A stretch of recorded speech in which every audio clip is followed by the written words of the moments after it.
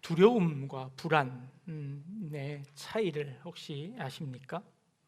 두려움은 영어로 fear라는 단어입니다. 그리고 불안은 anxiety라는 단어이죠. 두려움 때문에 불안이 생기는 걸까요? 불안 때문에 두려움이 생기는 걸까요?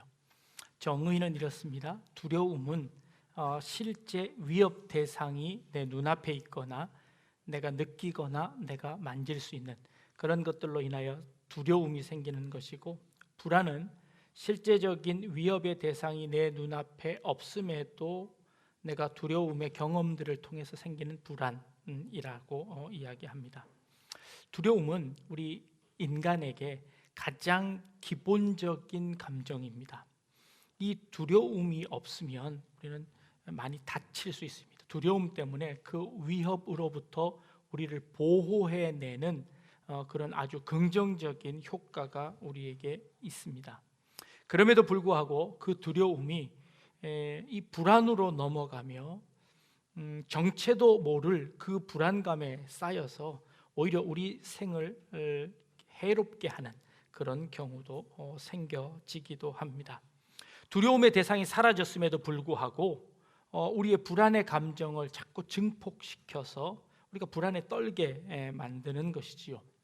때때로 두려움은요, 우리의 이성적인 판단을 거치지 않고 곧바로 우리의 신체에 전달된다고 합니다. 우리의 신체는 0.03초 안에 인식되는 것, 0.03초보다도 더 빠르게 인식되는 것은 이성적으로 인식하지 못하고 곧바로 우리의 편도체로 들어가서 우리의 삶에 영향을 미친답니다. 그러니까 우리가 이성으로 인식하지 못한 상태에서 이미 받아들여지게 된다는 것이지요. 그래서 이 편도체는 그곳에 저장되어진 것은 시간과 공간의 감정을 느끼지 못하고 그 감정만 느껴서 시시때때로 불안과 또 두려움이 우리를 사로잡게 만든다는 겁니다. 뇌과학자들이 재미있는 실험을 했습니다.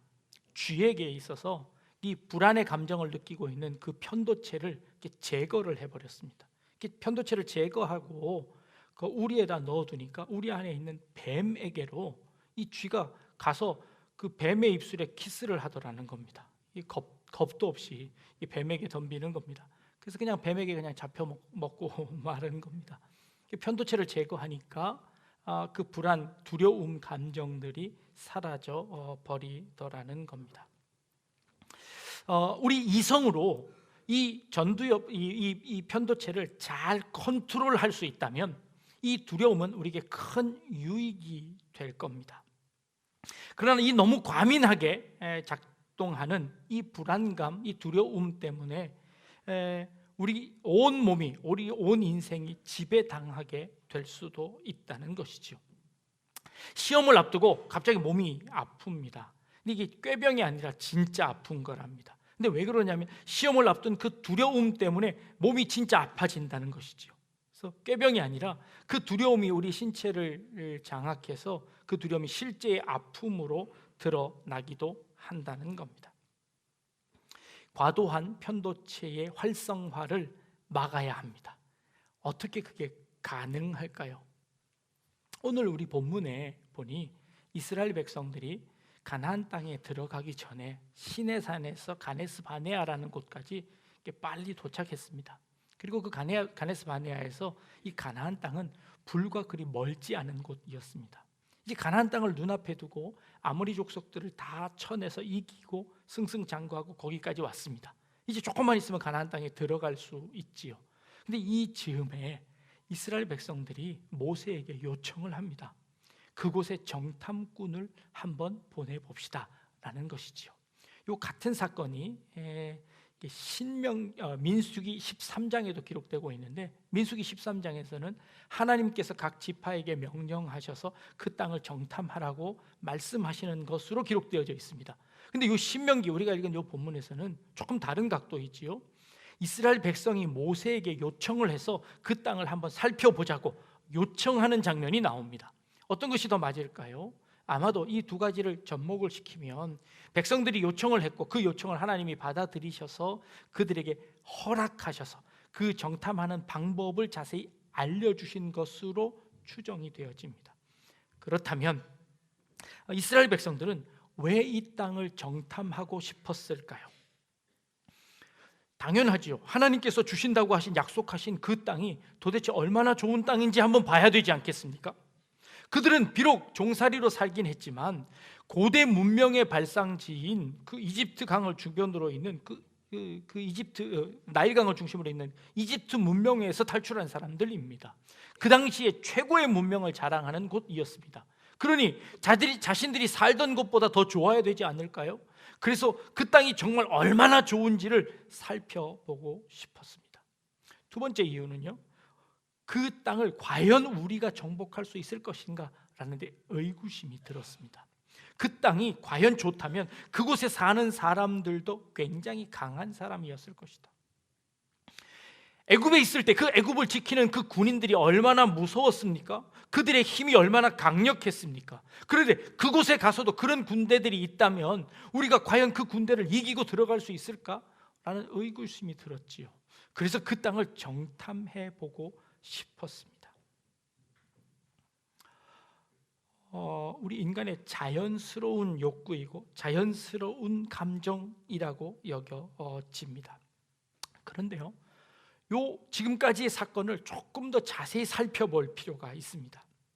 이스라엘 백성들이 이 애굽에서 나올 때 그들은 어떤 계획을 가지고 나왔습니까? 이 애굽을 탈출할 때 이스라엘 백성들은 어떤 꿈을 가지고 어떤 계획을 가지고 나왔을까요? 그들은 아무 계획이 없었습니다. 하나님께서 그들을 찾아가셨고 그들을 부르셨고 그리고 그들에게 하나하나 가르쳐 주셨고 명령하셔서 그 명령에 순종해서 나온 사람들입니다. 결국 하나님께서 그 가나안 땅까지 인도하실 것이고 그 가나안 땅을 하나님께서 선물로 주셨습니다. 그런데 그 가나안 땅을 임박해 두고 이 이스라엘 백성들이 두려움에 사로잡혔습니다. 그 땅을 보고 어떻게 하면 그 땅을 쳐들어가서 우리가 정복할 수 있는지 그 방법을 한번 생각해 보자는 것이었습니다. 그들이 애굽을 나올 때 그런 방법이 있었나요? 아니요, 전혀 없었습니다. 그럼에도 불구하고 그 성 앞에서 그들은 두려움에 떨기 시작했던 것이죠. 모세는 계획을 가지고 있었을까요? 아니요, 모세도 그렇지 않았습니다. 홍해 앞에 다다랐습니다. 앞에는 홍해가 막혀 있고 뒤에는 애굽의 군사들이 쳐들어옵니다. 어떻게 해야 할까요? 백성들이 하나님을 원망합니다.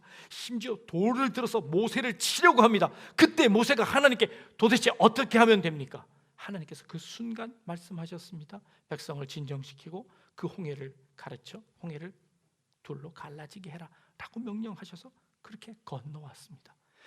홍해가 갈라질 것이라고는 도무지 상상도 못했고 그들이 그것을 건너가서 그 가나안 땅을 건너가 시내산까지 가는 하나님께 예배드리러 가는 그 과정 속에 반석을 터뜨려서 물을 주시고 만나를 내려서 그들에게 먹이실 거라고는 도저히 상상조차 할 수 없는 일들이 그들의 인생 가운데 벌어졌죠.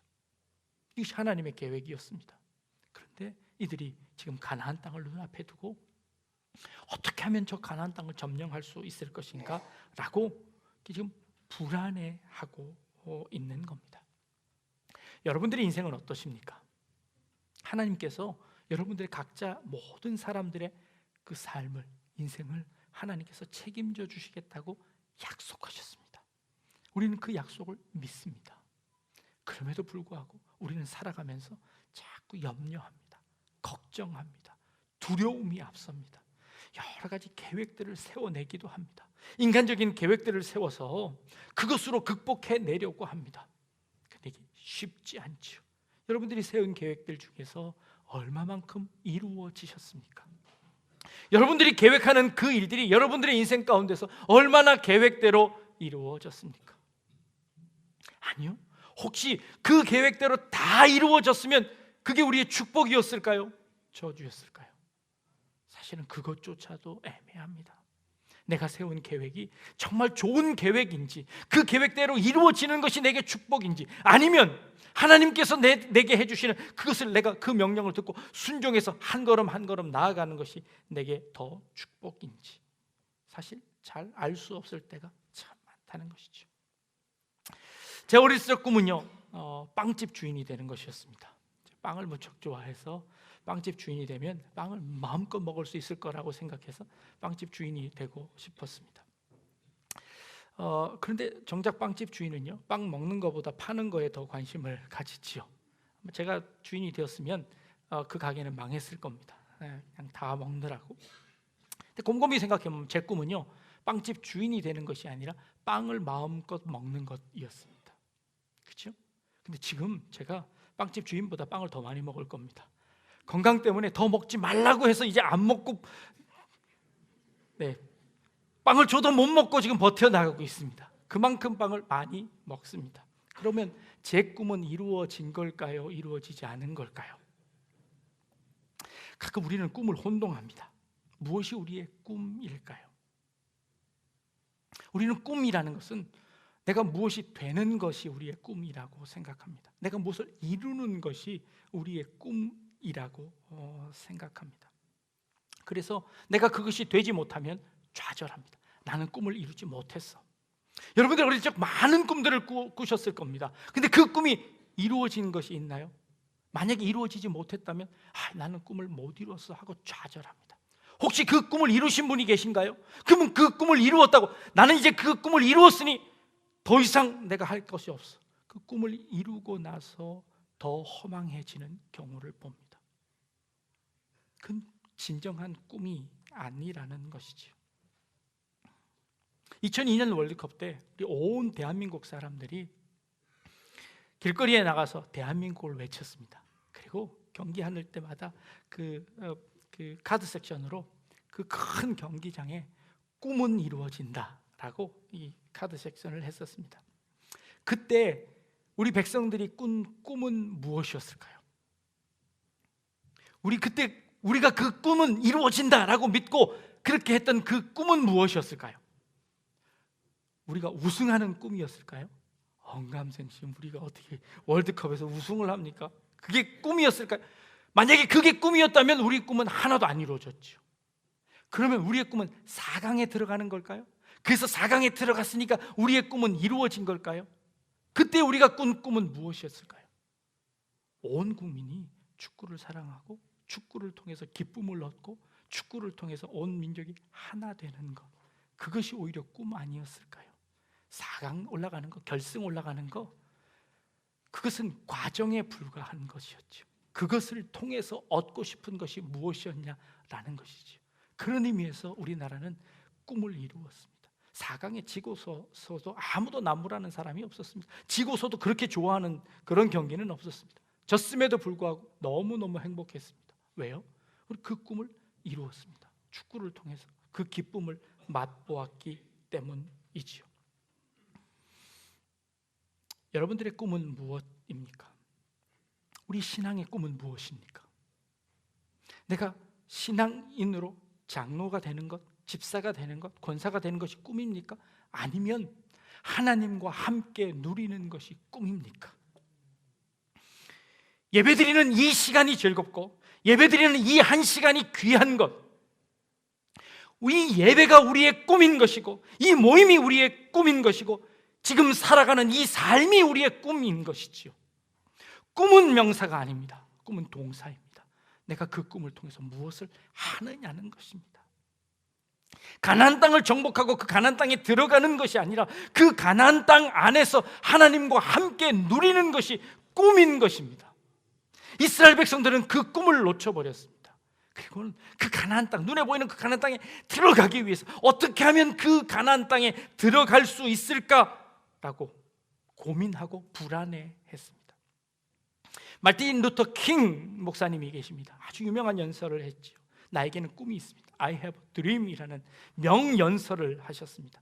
근데 그 연설 가운데 이렇게 외칩니다. I have a dream. 나는 꿈이 있습니다. 그 꿈이 무엇이냐면 노예의 후손들과 그 노예의 주인의 후손들이 함께 한 식탁에서 식사할 수 있는 꿈이 있습니다. 나에겐 꿈이 있습니다. 나에게 있는 4명의 아이들이 자신의 피부색과 상관없이 그들의 각 개성에 따라 대우받는 그 세상을 꿈꿉니다. 그게 마틴 루터 킹 목사님의 꿈이었습니다. 나는 꿈이 있습니다. I have a dream. 알리바바 주에서 노예를 가장 잔혹하게 박해했던 그 알리바바 주에서 흑인 소년 소녀들이 백인 소년 소녀들과 함께 손을 붙잡고 함께 노는 꿈을 꿉니다 라고 꿈을 꿨습니다. 그리고 그 중간에 그가 성경 구절을 하나 인용합니다. 나에겐 꿈이 있습니다. 언젠가는 모든 골짜기들이 메워지고 모든 언덕과 산들은 낮아지고 거친 곳은 평평해지고 굽은 곳은 펼쳐지고 하나님의 영광이 나타나고 모든 사람들이 다 같이 그 영광을 보게 될 것이라는 꿈이 있습니다 라고 이사야 40장 3절 또 누가복음 3장 35절에는 이 말씀을 이용해서 내 꿈이 바로 이런 꿈입니다 라고 외쳤습니다. 여러분들은 어떤 꿈을 가지고 계십니까? 여러분 그 꿈을 잊어버리시지는 않으셨습니까? 하나님께서 이스라엘 백성들을 불러내셔서 애굽에서 불러내셔서 시내산에 1년 동안 머물게 하셨습니다. 그리고 그 시내산에서 하나님이 이스라엘 백성들을 가르치셨습니다. 율법을 주시고 어떻게 살아갈 것을 가르쳐 주셨습니다. 근데 그 살아갈 것 가르쳐 주신 모든 것은 가나안 땅에 가서 하나님과 어떻게 살 수 있는 그 방법을 가르쳐 주셨습니다. 어떻게 가나안 땅에 들어갈 수 있는가는 하나도 가르쳐 주시지 않았습니다. 어떻게 하면 하나님과 교제하고 어떻게 하면 하나님과 함께 살아가며 어떻게 하면 하나님과 함께 그 기쁨을 누리고 살아갈 수 있는지를 가르쳐 주셨습니다. 그게 그들에게 꿈이어야 했습니다. 그것을 다 잊어버리고 어떻게 하면 그 가나안 땅에 들어갈 수 있을까? 어떻게 하면 그것을 이루어낼 수 있을까? 그 꿈이었습니다. 그 가나안 땅에 들어가면 어떻게 하라고요? 그 가나안 땅에 들어가서 하나님과 함께 누리는 것이 꿈인 것입니다. 이스라엘 사람들은 가나안 땅에 들어가기 전에 각 지파의 대표들이 와서 제비를 뽑았습니다. 이 제비는요, 그 땅에 금을 그어놓고 여기는 내 땅, 여기는 내 땅, 여기는 네 땅 하고 금을 그었습니다. 그 땅 누가 줬나요? 아니 그 땅에 들어가기도 전에 이미 자기들끼리 땅 다 나눠 가졌습니다. 아무도 준 사람이 없는데 그 땅 다 나누어 가졌어요. 이게 가나안 땅입니다. 이게 하나님의 은혜입니다. 그러기에 그 가나안 땅은 인간의 노력으로 얻은 것이 아니라 하나님의 전적인 은혜였습니다. 하나님께서 그 은혜를 약속하셨고 하나님께서 그 약속을 지키셨고 그 약속대로 가나안을 우리에게 허락하시는 겁니다. 우리의 가나안은 어디입니까? 우리의 가나안은 지금 예배드리고 있는 이곳이 가나안입니다. 여러분들이 삶을 살아가고 있는 여러분들의 삶의 터전이 가나안입니다. 여러분들의 가정이 이미 가나안입니다. 그 가나안은 우리의 노력 없이 하나님께서 이미 우리에게 허락하셨습니다. 그리고 그 허락하신 그곳에서 하나님의 은혜를 누리고 살아가는 것, 이게 우리의 꿈인 것이지요. 흑인 소년 소녀들이 백인 소년 소녀들과 함께 손잡고 함께 노는 것, 그게 마틴 루터 킹의 꿈이었습니다. 그 꿈이 이루어지지 않았습니까? 너희는 두려워하지 말고 주저하지 말고 올라가서 차지해라. 그곳에서 하나님의 은혜를 누려라 라고 21절에 말씀하셨는데, 근데 곧바로 그 다음에 아니 거기 한번 정탐해 봅시다. 거기 한번 정탐꾼을 한번 보내봅시다. 그래서 정말 그 땅이 그런 곳인지, 아니 정말 우리가 그것을 갈 수 있는지, 우리가 그것을 차지할 수 있는지 한번 보자는 것이죠. 프랭클린 루즈벨트가 이렇게 이야기합니다. 우리가 유일하게 두려워해야 할 것은 두려움 그 자체다 라고 이야기합니다. 우리가 극복해야 할 것은 바로 그 두려움 그 자체입니다. 하나님께서 우리에게 모든 것을 다 허락하셨습니다. 그리고 그것을 누리면 됩니다. 물론 그것을 도달하는 과정 가운데 어려움이 있을 겁니다. 그러나 그 어려움마저도 극복해내고 결국 그것을 우리에게 주실 것이라는 우리는 믿음이 있습니다. 이 두려움을 이길 수 있는 것은 하나님께서 주신 그 꿈만이 그 두려움을 이길 수 있습니다. 그 꿈이 우리를 살아내는 힘이 되어집니다. 하나님이 주신 그 꿈이, 하나님이 주신 그 가나안이 우리의 삶의 동력이 될 수 있다고 말씀하십니다. 여러분에게 주신 그 꿈을 붙잡을 수 있길 바랍니다. 여러분에게 주신 그 가나안을 붙잡을 수 있길 바랍니다. 그거 정탐할 필요도 없고요, 하나님이 이미 우리에게 주신 것입니다. 그러니 그것을 정복하고 두려워하지 말고 주저하지 말고 믿음으로 한 걸음 내딛어 그것을 정복하고 그 안에서 참된 삶을, 참된 은혜를 누릴 수 있는 그런 우리 성도님들 될 수 있기를 주님의 이름으로 축복합니다. 여러분의 꿈을 가지십시오. 하나님이 여러분의 이미 주신 것들을 붙잡고 우리의 축복이 될 수 있도록 살아내는 그런 우리 귀한 성도님들 다 되실 수 있기를 주님의 이름으로 축복합니다. 하나님 감사합니다. 우리에게 귀한 꿈을 허락하여 주시고 그 꿈을 누릴 수 있는 축복을 허락하여 주시니 감사합니다. 저희들이 가진 그 축복, 그 꿈이 무엇인지 깨닫게 하시고 우리 인생 가운데, 우리의 삶 가운데 그 꿈을 누리게 하여 주옵소서. 지금 예배드리는 이것이 우리의 꿈이고 지금 살아가는 이 삶의 터전이 우리의 꿈임을 깨닫게 하시고 그곳에서 하나님의 은혜, 하나님의 축복을 누리고 나누며 살아가는 저희들의 삶이 되게 하여 주옵소서. 감사드리며 예수님의 이름으로 기도합니다. 아멘.